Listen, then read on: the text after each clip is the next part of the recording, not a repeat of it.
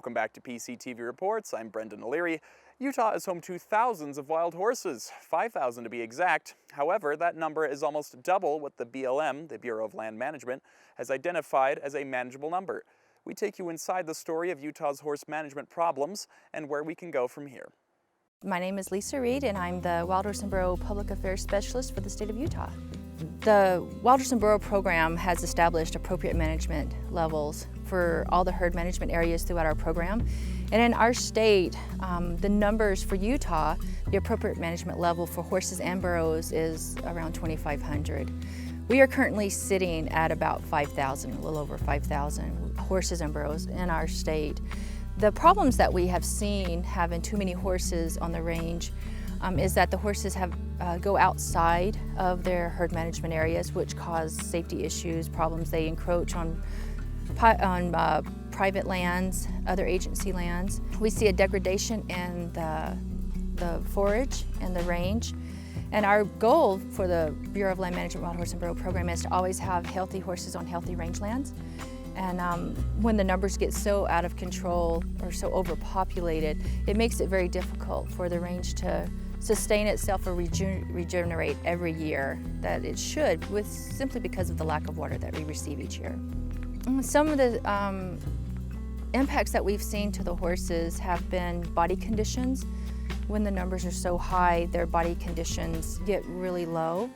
Majority of the permittees that actually ranch on our public lands here in Utah work really well. They understand the issues that we're facing, and we try to work really close with them. Now, that doesn't mean to say that we haven't been in discussions with ranchers who are very unhappy with the fact that our numbers are very high and taken away from the range that their cattle are using. We looked at the numbers of the Anakie herd management area, and they are actually about 300% over their appropriate management level.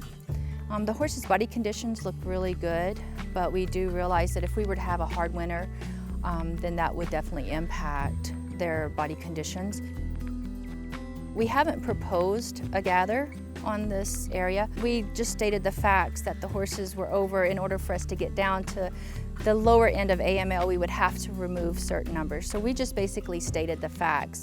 We do realize that the Anakie herd management area is very sensitive. It's our most photographed herd. However, as part of land managers, we have to look at multi-use, and including in that is also protecting precious habitat for other animals.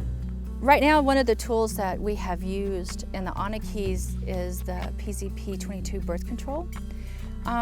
The issue that we have with that birth control is, number one, the resources. We simply don't have the resources to administer to every mare annually. They have to be administered their first injection and then a few months later boosted.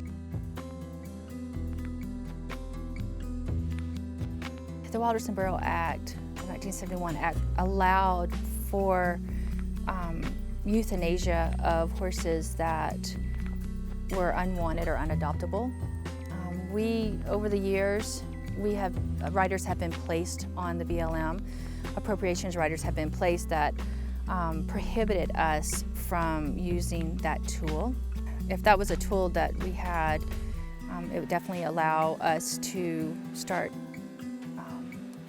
getting our numbers back down to sustainable numbers. However, we are in a holding pattern just like the public as proposed legislation at this moment. We understand the impacts, and our job at this moment is how would we move forward with whatever the decision Congress makes.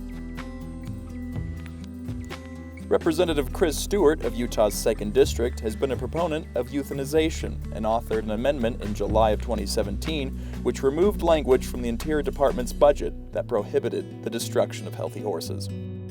There isn't an easy solution to this. This is something we've been struggling with for decades now.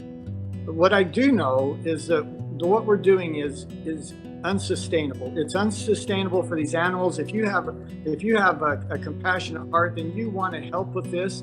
It's unsustainable for the range, and it's unsustainable economically. These horse herds are doubling every 5 years now.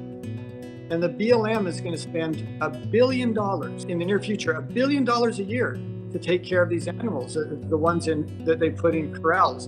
And imagine what we could do with $1 billion. Oh my gosh, you go to anyone in Congress and say, help us solve the horse problem, and we have another $1 billion we can put towards education or towards healthcare, towards any number of issues. And that's one of the persuasive arguments we've been able to make. It's just too much money.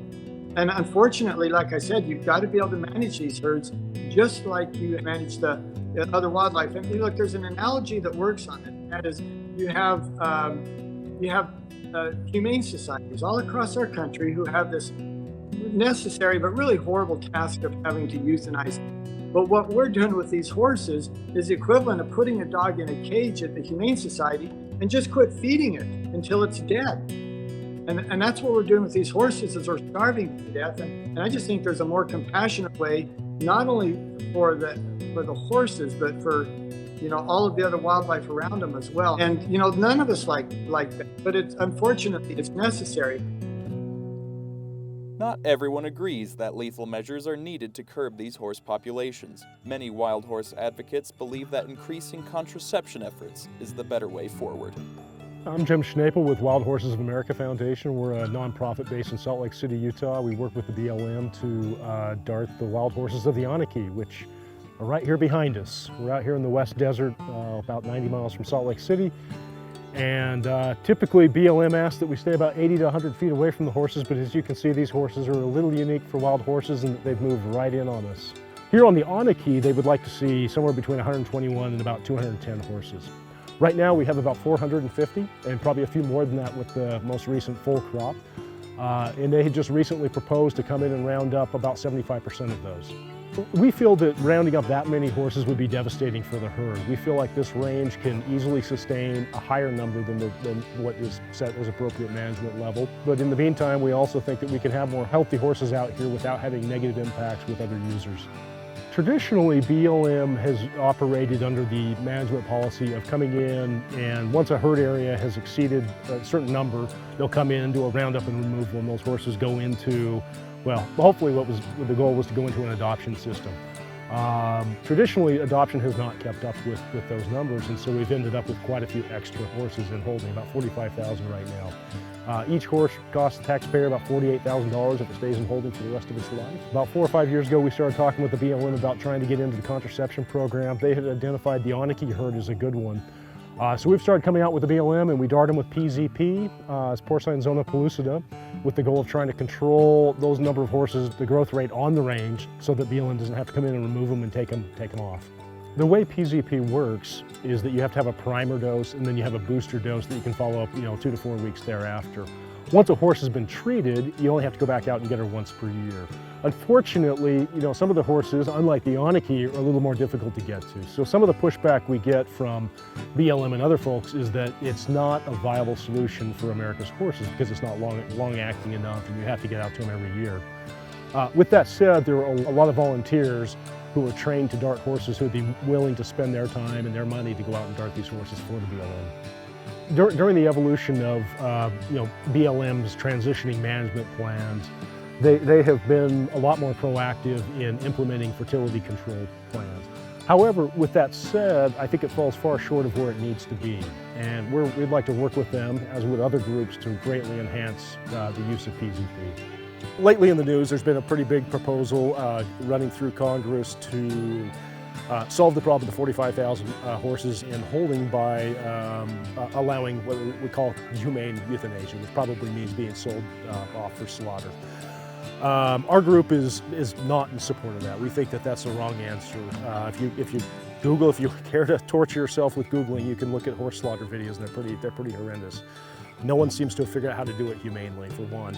And two, I think it'd be really failing the horses. I think they're a significant part. They're kind of an iconic part of our Western identity. And I think that what we need to do is increase adoptions. We need to work on sanctuaries. That's on the supply, on the side of getting rid of horses in holding right now or giving them new homes. On the other side is where our groups are working. We need to reduce the number of horses going into holding and solve the problem that way.